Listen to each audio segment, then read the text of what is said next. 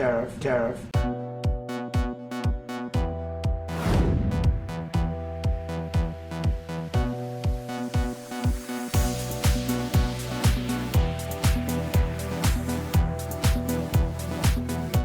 그러면은 추세 추종할 때도 한 2,500개, 2,600개 전 종목을 다 대상으로 넣는 게 아니라 우선은 펀더멘털이 괜찮은 종목군 안에서만 시스템 트레이딩을 하도록 추세 추종하도록 이렇게 먼저 좁혀 놓습니까? 아, 네네네. 이게 또 핵심인가요? 네, 핵심까지는 아니고 예. 저기 어차피 그 추세 추종은 말 그대로 트레이딩이잖아요. 예.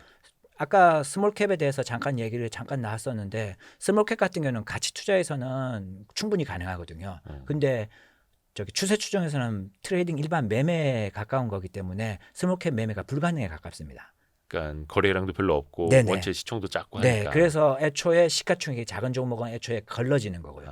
시가총액 상위 종목 위주로 보게 되는 거고 그 안에서도 섹터의 EPS라든지 여러 가지를 다 측면해서 그리고 추세가 있는 종목을 대응하는 거기 때문에 애초 필터링 자체 내에서 좀 갈라진다고 보시면 될 것 같아요. 추세 추종도 펀더멘털이 있는 그 위에다가. 네네. 트레이딩을 할 때도 기준이 있다고 하시더라고요. 1등 대장주, 지수보다 강한 종목, 또 기관이 진입할 만한 종목 이런 식으로. 네네. 애초에 1등 대장주라는 자체가 제가 시장의 주도주와 주도 섹터를 선호하는 거거든요. 네. 당연히 추세 추종이니까 추세 추종에도 종목에도 한계가 있으니까 최대한 강한 종목만 매수할 수밖에 없습니다. 그럴 때 따지는 게 이제 저 주도 섹터 주도주라 보시면 되는데 이게 이제 1등 종목을 위주로만 하는 거고요. 네. 현재 시장 장세에서 어느 섹터가 좋은지 뭐 누가 봐도 판단할 수 있는 섹터 뭐 최근 들어 뭐 방산 뭐 조선 네. 뭐 그러니까 주식을 모르는 사람도 잘 모르는 사람도 지금 주도 섹터가 네. 어디야라고 판단할 수 있는 그 종목 내에서 신고가를 간다거나 그 종목 내에서 1등으로 달리고 있는 종목들 그런 종목 위주로 먼저 살펴보게 됩니다. 그러면 여기 한 2년 전으로 따지면은 2차 전지 관련주들도 여기 들어 있었던 네네 거예요. 마찬가지입니다. 근데 그것도 가치 투자 계좌로는 도저히 못 사고 네네 추추로는 사고. 충분히 살 수 있어요. 추출로는 너무 매력적인 거죠. 네네. 그런 종목 위주로 먼저 살펴보는 거고요. 그때 살펴볼 때도 뭐 아까 얘기했듯이 캔슬림이라든지 MTT라든지 캔슬림은 윌리엄 오닐의 캔슬림이라 보시면 네. 되고 MTT는 마크 비너비니의 템플릿이라 보시면 됩니다. 기준은 거의 비슷하거든요. 그 기준으로 회사가 앞으로 성장할 수 있느냐, 섹터가 EPS나 이런 ROE가 지속적으로 성장할 수 있느냐, 그거를 먼저 체크하고 나서 신고가라든지 어떤 브레이크아웃이라든지 돌파되는 그런 지점을 보는 거죠. 그리고 나서는 사람들이 이제 고민하는 게 저 기관이 매수하는 종목을 봐야 되는 거거든요. 네. 대부분 이제 그렇게 하다 보면은 자꾸 사이즈가 작아지게 되고 스몰캡을 보게 되고 테마주를 보게 되고 테마주도 이거 올라가고 있어서 좋은 거 아니야라고 판단할 수 있는데 저희가 볼 때도 캔슬림에서도 I가 인베스트먼트 기간을 얘기하는 거거든요. 보통 저희가 투자할 때도 기관이나 외국인의 대량 거래를 봐야 됩니다. 개인들이 매수하는 종목들은 말 그대로 오늘의 추세는 강할지 몰라도 이게 장기적으로 추세가 좋을지 나쁠지는 알 수가 없습니다. 네. 그렇기 때문에 기관의 매수세가 개인의 매수세가 많은 종목을 보는 게 아니라 기관의 매수세가 꾸준히 있는 종목들을 보는 거죠. 즉 컴플라이언스에 통과할 수 있는 종목군을 1순위로 봐야 된다고 보시면 될 것 같습니다. 좋습니다. 근데 그 또 하나 그 의문 중에 하나가 캔슬림 같은 경우 이제 윌리엄 오닐이 미국 시장을 기반으로 해서 만든 건데 과연 이게 국장에서도 통하느냐? 네네. 어떻습니까? 해보시면. 예, 제가 그거에 대해서 고민을 가지고 국내에서도 저기 테스트를 해봤습니다. 뭐 책에도 통계를 뽑아서 통계 작업도 하면서 오래 걸린 네. 거거든요. 예, 그 통계를 5년치, 10년치의 데이터를 뽑아서 과연 국장에서도 같은 방법으로 매매했을 때 수익이 날 수 있는지 데이터를 뽑아봤는데 네. 아무 문제가 없었습니다. 오히려 뭐 해외만큼 국장도 성과가 좋았고 네. 지속적으로 수익이 날 수 있는 모델이라고 보시면 될 것 같습니다. 그다음에 차이점이 있다면 또 주도 섹터나 주도 종목을 볼 때 RS를 봐야 되거든요. 상대 강도라고 하는데 뭐 미국 같은 경우는 IBD에서 윌리엄 오닐이 제시를 하기 때문에 쉽게 볼 수 있는데 국내에서는 HTS의 RS를 제공하지 않습니다. 그 옛날 증권사들 거엔 좀 있는데. 대부분 국내에서 제공하는 건 RSI라고 해서 RS와 다른 겁니다. 어떻게 다른 거예요? 네, RSI는 그냥 그 RS는 시장 상대 강도라고 해서 100분율로 따졌을 때 이게 지수보다 순위가 얼마나 많이 상승했느냐 상승률을 보는 거고 RSI는 뭐 가매수와 가매도에 대한 걸 보는 거라고 보시면 될 것 같거든요. 그럴 경우에 이제 트레이딩 뷰를 이용하면 저기 RS를 쉽게 볼 수 있는데 네. 문제는 RS 랭킹이라든지 국내 시장에서 약간 다른 점이 있기 때문에 지금은 이제 스타기질에 들어가시면 어, RS를 쉽게 확인할 수 있어서 그거 보고 RS 순위를 체크하셔서 종목별로요? 현재 네네 주도 섹터인지 주도주인지 체크하시면 될 것 같습니다. 이거 그러면 데이터는 어떻게 활용하시는 거예요? 아 원래는 그게 없었는데 제가 필요해가지고 너무 딴 데 가서 만들어서 보는 게 너무 힘들어서 저 고깃집이 없어서 고깃집 차렸다고 보시면 될 것 같습니다. 내가 승질 나서 맛집 내가 차린다 이런 느낌으로. 네네. 오, 재밌습니다. 그리고 아까 그 가치 투자 계좌에서는 물타기를 하지 않는다라고 말씀을 해주셨는데 특히 추세 추종에서는 불타기가 중요하다고요. 요걸 네네. 이제 피라미딩이라고 표현을 하시더라고요. 네네. 추세가 강한 종목은 이제 말 그대로 지속적으로 상승하는 뭐 하락이든 상승이든 하나의 추세가 계속 이어지는 거잖아요. 네네네. 그래서 초반에 사는 것도 중요하겠지만 추세가 이어질 경우에는 계속 지속적인 피라미딩을 해서 수익을 극대화하는 게 중요하거든요. 근데 처음에는 이게 추세 추종에 피라미딩 하는 게 상대적으로 거부감이 매우 높을 수밖에 없거든요. 내가 싸게 샀는데 더 비싸게 더 사야 된다는 이게 생길 수가 있어서 거부감이 생길 수도 그렇죠. 있는데 기본적으로. 그게 이제 익숙해지면 사실적으로 별로 어렵지 않습니다.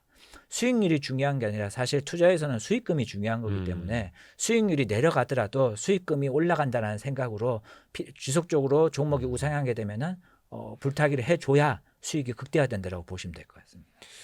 그거를 또 염두에 두면은 이게 어려운 게 일단은 말씀하신 것처럼 플러스 10%인데 두 배로 물탔다가 플러스 5%로 되는 것도 약간 좀 이제 심리적으로 흔들릴 수 있고 또 하나가 계속 불타기 했다가 고점에서 조금만 조정을 받으면 너 한순간에 마이너스가 될 수 있어. 또 이렇게 갈 수도 있잖아요. 네네. 그래서 피라미딩을 할 때도 계획적인 피라미딩이 중요한 거거든요. 예. 피라미딩에도 방법이 되게 많은데 뭐 원통형 피라미딩, 말 그대로 피라미드처럼 하는 피라미딩, 뭐 여러 가지 방법이 있는데 개인적으로 선호하는 거는 저는 이제 피라미드형. 그러니까 처음에는 비중을 좀 많이 사는 거고 올라갈수록 비중을 줄여가면서 산다라고 보시면 될 것 같습니다.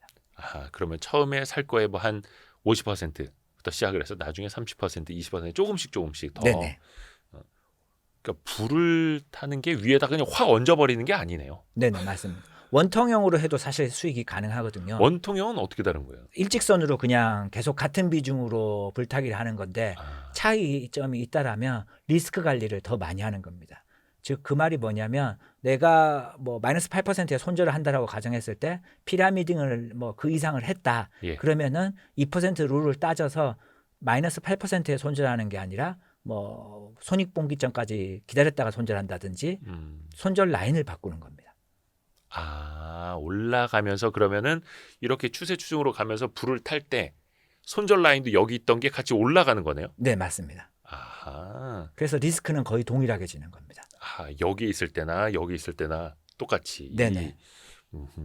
여기에서도 똑같이 아까 그 1대3의 네네, 손익비는 똑같이 유지가 되는 거고. 네네. 원칙을 1대3은 딱 1대3이라고 고정시킨 게 아니라 1대3이 최소 비중이라고 생각하시면 될 것 같아요. 그러니까 책에서 보니까 손익비는 또 나름 자기가 또 따로 정해도 된다 이렇게 말씀을 해주셨고요. 네네, 맞습니다. 그 아까 손익분기점을 따졌을 때 30% 승률 따졌을 때 2.33%가 손익분기점이니까 그거를 지키기 위해서 1대3 이상을 그냥 최소로 잡는 거고요. 그 이상으로 가면 갈수록 더 좋다라고 보시면 될 것 같아요. 그러니까 홀짝 게임을 할 때 뭐 검은 공, 하얀 공 50개 50개가 아니라 49대 51 아니면은 뭐 한 501대 499 이런 느낌으로. 그러니까 반복을 하면은 이길 수 있는 그 방법의 최적비 최소한의 3대 1 네, 이런 맞습니다. 식으로. 그렇죠. 이거는 약간 뭐 대수의 법칙 이렇게 될 수도 있는 거네요. 네네. 중요한 거는 원칙이고. 네. 근데 이제 아까 코딩에 대해서도 좀 여쭤봤습니다만 이 추세 추종 또 시스템 매매를 일반 직장인들도 할 수 있을까요? 네네, 맞습니다. 그 시스템 트레이딩을 빼고도 그냥 추세 추종 자체는 일반 트레이딩은 직장인이 하기 되게 어렵잖아요. 그쵸. 효과가 어떻게 될지도 계속 봐야 모르고, 되고. 네네, 지켜봐야 되면서 뭐 계속 화장실 갈 수도 없는 거고. 안 나와. 네네. 화장실 칸에서. 근데 추세 추종 같은 경우에는 정확한 어떤 내가 비중을 얼마나 줘야 될지, 예. 2% 룰 따지면 내가 최대 포트폴리오 비중이 얼마가 될지, 언제 손절해야 될지, 언제 수익 쿠션을 챙겨야 될지 다 나와 있잖아요. 세팅을 다 해놓고 네, 컴퓨터가 그래서 돌아가니까. 예약 매매하시면 됩니다. 근데 깡토님 같은 경우에는 프로그램을 만들어서 지금 댁에서 컴퓨터가 돌아가고 있는 거고. 지금 방송하는데도 집에서 돌아가고 있습니다. 네네. 그럼 나중에 집에 갔을 때 좀 불안하거나 이러진 않으세요? 아 오늘 이 컴퓨터가 어떻게 했을까 막 이렇게? 그걸 이제 처음에는 중간중간 계속 어디 나가더라도 핸드폰으로 들여다보고 네네네. 얘가 잘 돌아가고 있나 일 잘하고 있나 감시했는데 이제 시간이 많이 지나고 나니까 딱히 뭐 안 봐지더라고요. 그래서 그냥 집에 나중에 가셔서 나중에 천천히 봐도 되는 거고. 네네. 그러면 직장인도 똑같습니다. 처음에는 이제 예약 매매를 하든 뭐 하든 불안함이 있어서 쳐다보게 되는데 네. 시간이 지날수록 이제 익숙해지는 거죠. 손해가 나면 아 오늘은 꽁쳤다. 만약 수익이 나면 오늘 돈 벌었네. 뭐 그러면 그렇게 그냥 하루하루 그냥 지나간다고 보시면 돼요. 그리고 그게 그냥 누적되고 쌓여서 큰 데이터가 네네. 되는 거고. 네네. 시스템 트레이딩이나 저기 추세 추종은 대박이 절대 아닙니다. 네. 반복했을 때 계속 지속적으로 야금야금 돈을 버는 거지 갑자기 한순간에 수익을 내거나 큰 벼락부자가 되거나 이거는 불가능에 가깝습니다. 그거는 이제 가치 투자 계좌로 따로 해야 되는 거고. 네, 마찬가지. 그렇습니다. 가치 투자 같은 경우에는 내가 포트폴리오를 뭐 세 종목, 네 종목을 짰을 때 어떤 하나의 종목이 급등하면은 계좌가 컨덤 점프가 되잖아요. 예. 근데 추세 추종은 그렇지 않습니다. 계속 야곱야곱. 수익과 손실과 계속 반복하는데 그게 계속 반복하다 보면은 쌓여간다라고 보시면 될 것 같아요. 그러니까 가치 투자 계좌는 한 1년 중에 한 9개월 물려 있다가 한 1, 2주 만에 추세 나서 돈 다 벌고. 네네, 맞습니다. 근데 트레이딩 계좌는 추세 추종은 야곱야곱 벌어가고. 그래서 양쪽을 다 해야 된다라는 거. 네네. 그래서 가치 투자하시는 분들 이제 초반에는 그 기간을 못 견디는 거죠. 왜 이렇게 주식은 고통스럽고 네네, 오르지도 맞습니다. 않고 네네. 저평가주 사면 언젠가 오른다면 그 언젠가가 언젠지는 모르겠고. 네네. 영원히 기다릴 수도 있는 거고요. 뭐 분기마다 실적이 어닝 서프라이즈 나와서 좋을 수도 있지만은 네.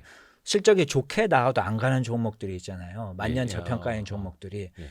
그런 종목들 때문에 그런 종목들은 그냥 묻어두시고 배당 받으시면서 장기적인 안목으로 보시고 나머지 밸류에이션이 좀 애매하거나 좀 비쌈에도 불구하고 잘 갈 것 같은 종목들, 잘 가고 있는 종목들 그런 종목들 위주로 추세 추종을 도입하면은 뭐 효율이 아주 좋다라고 보시면 됩니다. 또 이제 퀀트 하시는 분들은 또 그렇게도 하시는 분들 있잖아요. 왜 저 PER, 저 PBR만 놓고 3개월에 한 번씩 리밸런싱 하는 전략? 혹시 그런 거는 좀 안 해보셨어요? 네네. 소컨이나 이런 것도 지속적으로 했었거든요. 예.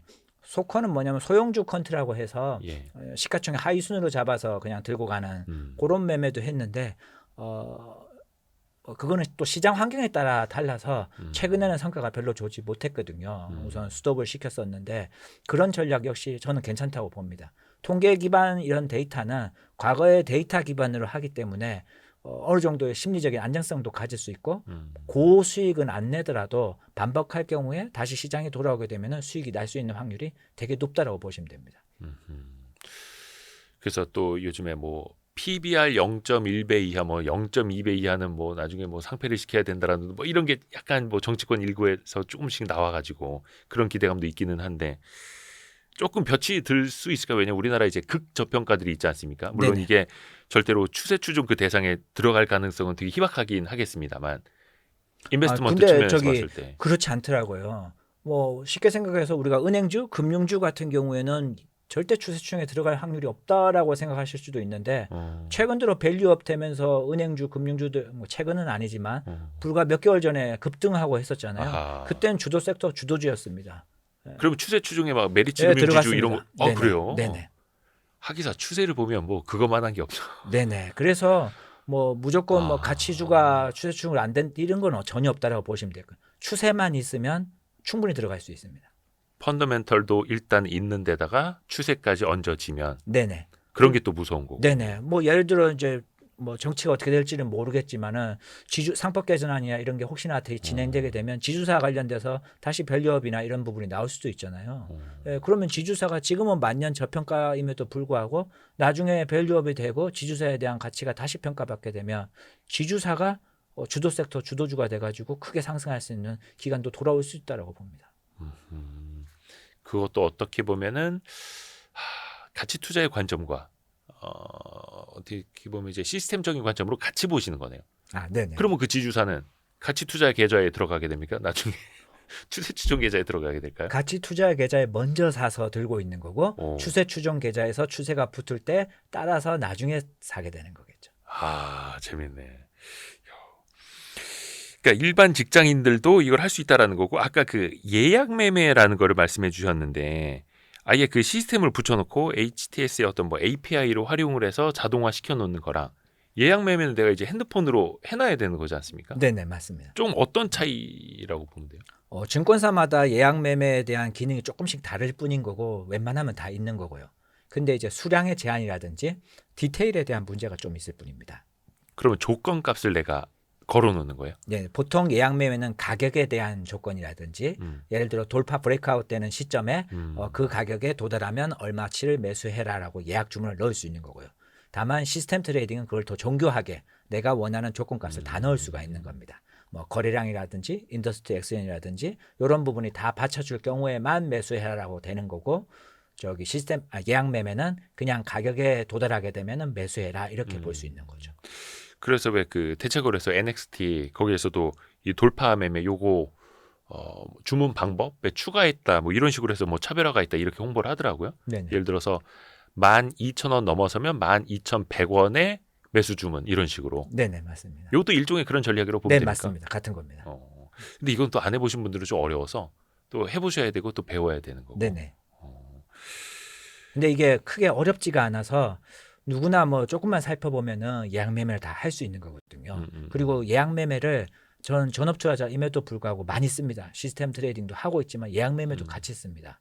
그 이유가 HTS를 계속 보고 있으면 그냥 내동 매매를 나도 모르게 하게 되는 경우가 되게 많거든요. 지금도 그러세요? 네네. 지금도 텔레그램에서도 수많은 정보가 쏟아지고 카톡 막 계속 알림이 오고 호카창에서도 번쩍번쩍하고 들어오라고 막 부르는데 그러면 뭐 심장이 벌렁거리면서 한번 살짝 들어가 볼까 이런 생각을 오징어 배처럼. 네네 가질 수밖에 없잖아요. 네, 저도 한 번씩 그런 매매를 합니다. 인간인 이상. 네네. 그리고 뭐 실패하면 벽 보고 반성하고 그런 매매를 아직도 한 번씩 하고 있는데 그런 매매를 방지하려면은 애초부터 계획적으로 그 전날에 내가 오늘 어떤 종목들을 어느 가격대에 오면은 얼마치 매수해야지를 예약을 다 걸어 놓는 겁니다.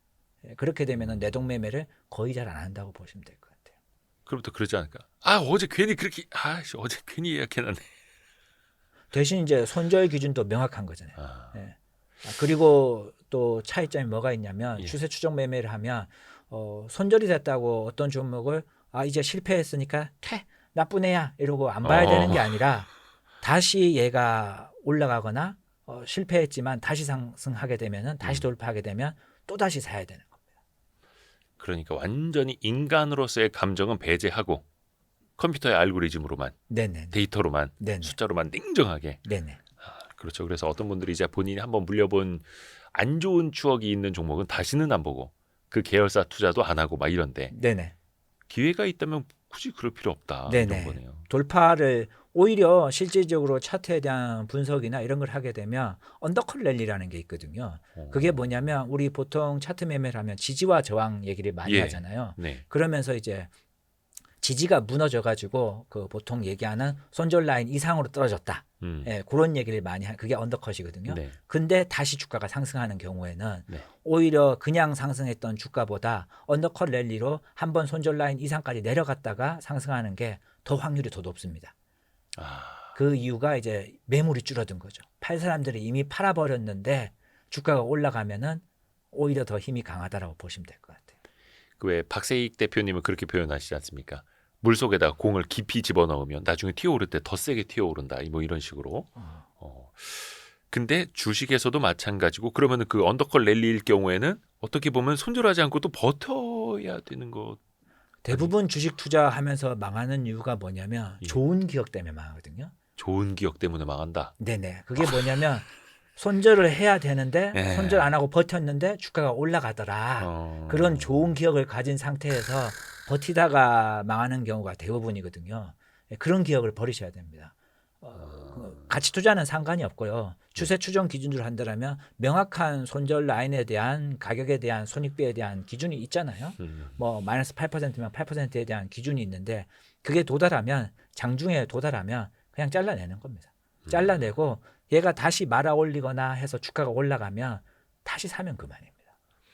그러니까 이게 사람이 심리적으로 앵커링 이펙트도 있기 때문에 내가 판 가격보다 비싼 가격으로는 못 사잖아요. 그런데 이거를 기계적으로 세팅을 해놓으면 가능하게 되는 거네요. 네, 맞습니다. 내 의지로 하는 게 아니니까. 네네. 그렇죠, 그렇죠. 그래서 이게 우리도 인지심리학 이런 것도 와이스트리트 저희 구독자분들하고 같이 또 공부 많이 하는데 이게 그래서 인간의 의지를 믿지 말라고 하더라고요. 인간은 계속 착각하고 네. 계속 스스로한테 너무 관대해가지고 어. 여유를 주거든요. 그렇죠. 그렇기 때문에 최대한 HTS의 기본 기능이 예약 매매나 아니면 통계 만들 수 있으면 시스템 엑셀로 만들든 해서 그렇게 하는 게 오히려 더 매매하는 데 쉽습니다. 그래서 존 템플턴 경이 했던 말인가? 이번엔 다를 것이다. 이런 것들은 이제 인간이니까 계속 막 그렇게 되는데 그냥 아예 시스템으로 네네. 확률에 기반해서 한다는 네네. 거. 오, 재밌습니다. 재밌습니다. 근데 또 이거는 가치 투자 계좌에서는 완전히 다를 수 있다라는 거. 네네, 맞습니다. 예. 가치 투자는 그 손절 라인에 도달했다고 손절하는 거는 바보짓이거든요. 내가 펀드멘털과 가치 분석을 싹 다 했는데 뭐 마이너스 8% 빠졌다고 회사가 가치가 변하거나 이런 건 없지 않습니까? 예, 그래서 그 가치 투자 계좌에서는 가격에 기반해서 매매하는 게 아니라 가치에 기반해서 매매를 하셔서 내가 생각했던 가치가 훼손이 됐다라면 그때 대응을 하는 거고 추세 추종은 가치와 전혀 상관없이 가격과 거래량과 이런 거에 기반으로 해서 매매하신다고 보시면 될 것 같아요. 근데 아직도 이해 못 하시는 분들도 계실 것 같아요. 예를 들어서 저 사람 뭐야? 다중인격이야? 다중이야? 본인이 무슨 뭐 마블의 세계관이 있는 것도 아니고 이게 되게 어렵잖아요. 나눈다는 것 자체가 사실은. 근데 나눠놓고 나서 본인이 단련이 되면 따로따로 할 수는 있는 겁니다만 어떻게 보면 그때까지 가는 게 더 어려울 수도 있을 것 같아요. 자아를 분리하고 막 한다는 게. 네네. 저 추세 추종을 공부할 때도 되게 많은 책을 보고 논문도 많이 보고 이렇게 했었을 때 네. 제일 힘든 게 그거였거든요. 내가 어떤 기업을 탐방을 가가지고 뭐 예상 추정 실적도 뽑아냈고 이제 펀드멘털 투자하기 좋을 만큼 잘 봤는데 네. 가치 투자 계좌라도 이미 샀는데 추세 추정으로도 추세가 좋아서 샀어요. 근데 이제 약간의 하락이 왔을 때 이거를 내가 팔까?